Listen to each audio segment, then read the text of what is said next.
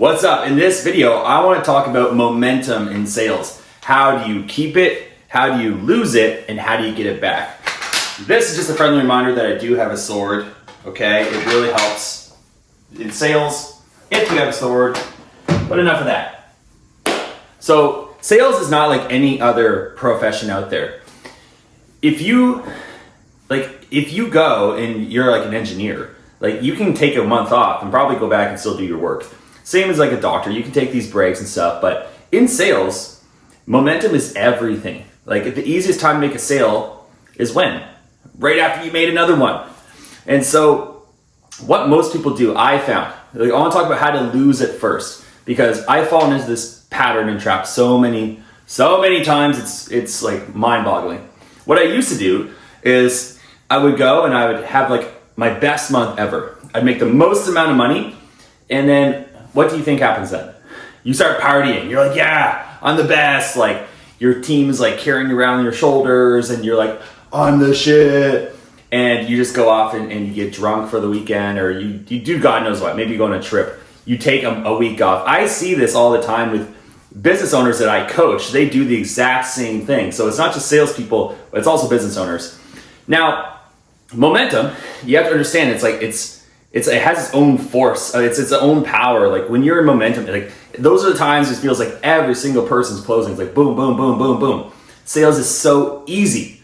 And then once you lose momentum, then what happens? It's the exact opposite. You're like, oh my God, I cannot close anybody. Like, do I still know sales? Maybe I'm not cut out for this. Maybe I'm in the wrong offer, the wrong business. Screw this. I'm going to go back and work at McDonald's. Fuck this. Anything's better than sales right now because you're in no momentum. And so this is the thing. The number one cause of losing momentum is ourselves. You have your own patterns, right? So this comes back to like our standards, right? So if you're used to making like a certain range of money, right? You have a comfortable range, which is right in the middle, right? For me, it used to be $3,000. If I had like $3,000 in the bank, that was like, I lived in a cheap place way back then. So like that was enough to pay my rent, pay my bills, get groceries, like go to get some sushi with my ex-girlfriend. And like, that was fine. And if I made like $5,000, I'd be like, woo, like let's party. And that's when I would like let my foot off the gas. But if I got down to like 1,500 or like 1,000, I would freak out. And that's when I would work like crazy to get back into momentum. But the thing is, this pattern, it's not like we have an arbitrary ceiling at $5,000, right? It's just that this is our comfort zone. And so if you want to start building more, you have to recognize these patterns as they come up within you. If you just had your best month in sales ever, let's say you've never made 10K before. You've always been making around 5, but then boom, you have your first 10K month. You are going to want to put your foot, if you're normal, you're going to want to take your foot off the gas. Some people aren't like this. They'll just keep going and going and going and going and keep pushing. And those are the guys that have like those huge record months and like they start making massive amounts of money because they have a point, like a little thing in their head. It's like the governor in a car when you're like on cruise control. They don't have that. They're just like more. And honestly, those are the people that you want to imitate to a certain extent. Like maybe you don't want to like become like obsessed and like only live for your business and sales. But you need something like that because typically you hit your high, like if you have this is your standard range. Like once you hit your comfort number, or you're not even your comfort number, but like the number where you can take your foot off the gas, that's what kills your momentum. And there's other things that can do it too, like if the leads just die up, like they just completely stop. You just went on a hot streak, you closed all these sales, and then boom, the leads stop for 2 weeks. Obviously, that's going to kick you out of momentum as well. Okay, so first thing though is like understanding what are your destructive habits and thoughts and things that you do once you hit that high comfort number. Okay, so I've heard of all kinds of things. For me, it used to be just going out and party, and I would stop doing all the things I need to do to make the money. Now, for others, like I know this guy, he once he hits his like, let's say 50K per month in his business, his girlfriend's like, let's go on a trip. And he's like, okay, let's do it. And then he'll go boom, right back down to like 25, which is like his like standard kind of like low freak out number because his bills are like $17,000 a month. So it's like, oh fuck, back to work, right? So it could be people around you that are influencing you. It could be yourself. Like just the need to go party once you hit this number, that is a big one. And as a funny anecdote, my dad used to train sales teams back in like the 90s and all the way up into the 2000s in various industries. And he knew that people would do this. So when he was managing salespeople, if they just made the most amount of money they've ever made, he would always get them to go party and blow all their money. He's like, dude, go to Vegas. Like, I'll fly you to Vegas right now. And they're like, yeah, it was like the 90s, right? So they would come back and were like, I blew it all, man. Or they just bought this brand new like car or something like that. They're like, I blew all my money. They're like, back to work. Otherwise, they would get lazy. They would get complacent. They're like, oh, the pressure is off of them now to make their rent. You know, the pressure is off of them to like make some, just to pay their bills. And like, you have to understand that there's like two modes of people, right? There's like trying to escape from pain, and then there's like trying to go towards pleasure. And the vast majority of people are in this like, I just need to escape from pain, like just escape from pain mentality, which is why they never actually achieve like those 20, 30, 40K months. It's totally possible. It's not that it's not possible. It's that their motivation's not in alignment with that, right? If you only want to get to 10K so that you can like pay your bills and, like feel a bit better and more comfortable, that's not that much of a vision to drive you towards like working even harder and keeping this momentum going until you hit these bigger number of months. So that's the thing. That's about losing momentum. Okay. Any questions, drop them in the comments. Make sure you subscribe. Now, how do you maintain momentum? Maintaining momentum is a big one. So it's recognizing those patterns. First of all, if you like to go out and party after you've closed a bunch of sales, stop doing it. Stop doing it. I used to go and drink all the time before I quit alcohol. That was my thing. I would go and party for like the entire weekend, and then I'd be hungover, and it would be like Wednesday or Thursday before I got back into like a rhythm. And then Friday would hit, and I would do the exact same thing over and over and over again. And I always thought I needed more sales skills, but the truth is my habits were just not in alignment with the life that I wanted to create. Okay, so look at your habits. That's the biggest one. And then one thing I do is when I'm trying to either maintain or build momentum again, I had the tendency in the past to beat myself up. Like, let's say that I was used to making like 10K per month, and then one month I made like 5. I'd be like, I'm such a piece of shit. I suck. I would just beat myself up, right? They call this like self-flagellation, basically self-attack. When you're self-attacking, one, it's not going to do anything because all you're going to do is focus on all the things that you're messing up. And then you're just like, the thing you should be doing is just getting back to work, right? But what we do is we keep self-attack. So I like to celebrate the smallest wins I had, all right?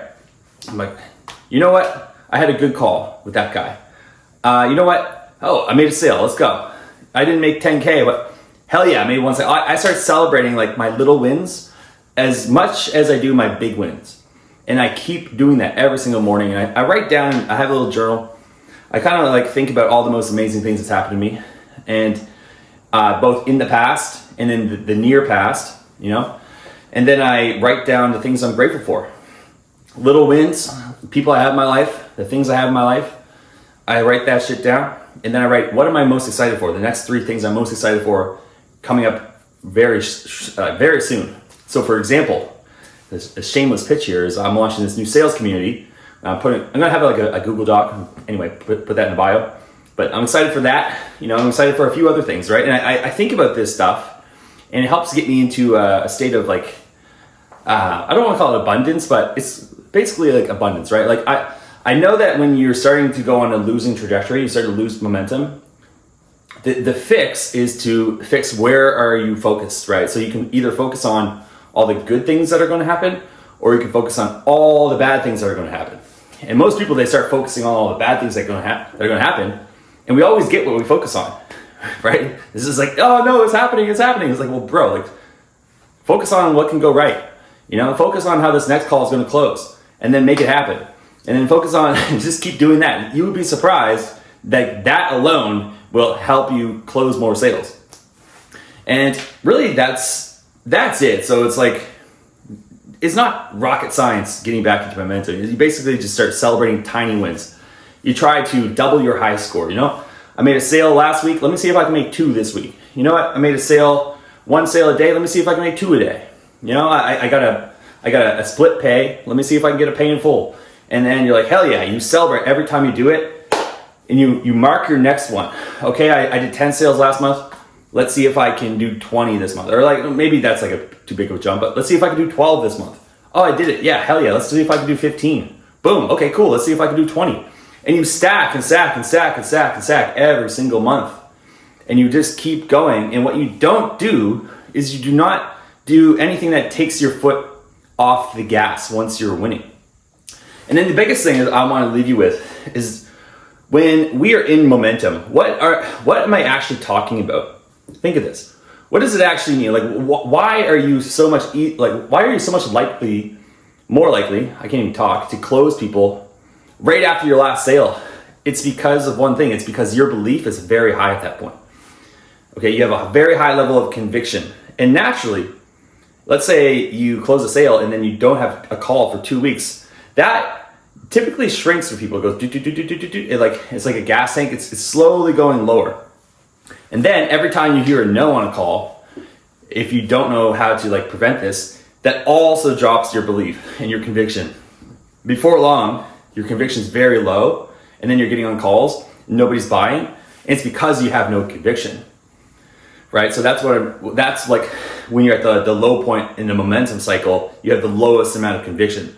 But the hack, what do you think the hack is? Well, what if you could have the same level of conviction going into every single call? A conviction that's boom, rock solid. You can't fuck with it. You can't move it. Okay? I can show you how to do that. In fact, that's one of the main things I'm going to be teaching my community, but I'll give you the gist of it. All right? So there's 3 types of conviction. There's conviction in you yourself, the salesperson. There's conviction in your offer. And then there's the prospect's conviction, right?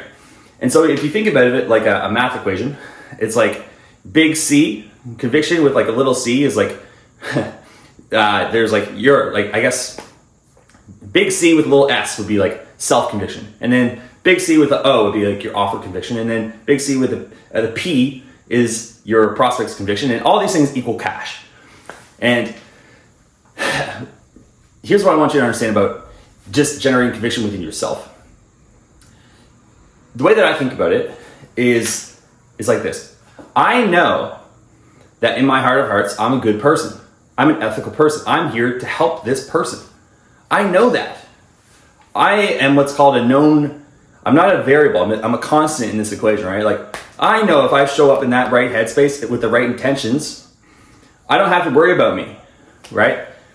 And if I really understand what I'm selling, at a core level, I understand the philosophy that goes into our offer that generates people results, and I really, really understand how that, like my audience, my prospects, I really understand how our offer solves their problem.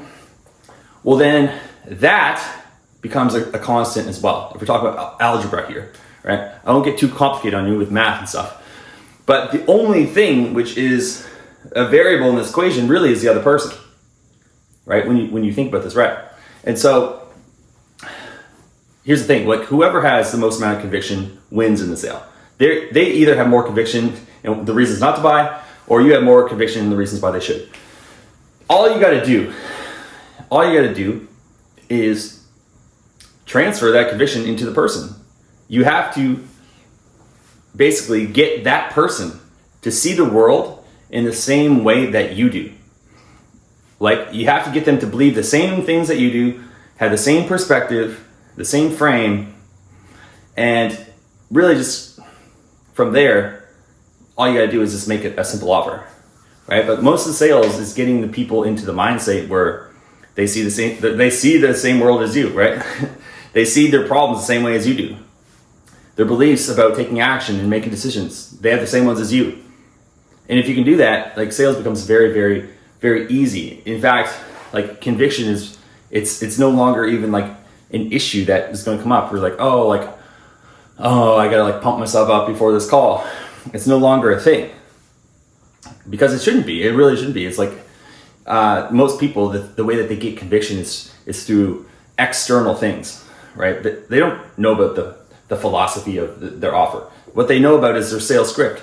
And like they pump themselves up by reading case studies in the morning and doing call reviews and sales trainings and all this stuff, which at best can only like raise your conviction in your offer to like a 50%. But once you understand the thinking behind it, and like if you can, like if you're selling for somebody else, not your own offer, like once you understand how the owner thinks, then you can sell like the owner. Okay, and so this is the whole thing. So with that said, that's my rant about momentum and conviction, and this is what I would do to get back into like get out of a rut and get back into a winning streak. And the biggest thing is once you're in a winning streak, don't let it go for anything, because remember, sales is not like any other profession. No other profession really matters like what you did yesterday, right? So sales does. So with that said, I hope this helps. If you have any questions, drop them below. And if you want more sales nuggets like this, check out the community. I'm about to launch it. It's gonna be awesome. I'm gonna put all my best stuff in there, everything. It's gonna be low ticket. I'm gonna do coaching calls a couple a week. It's gonna be the most valuable sales community out there, bar none. So with that said, links are in the description. And I'll talk to you later. Make sure you subscribe. You have a good day.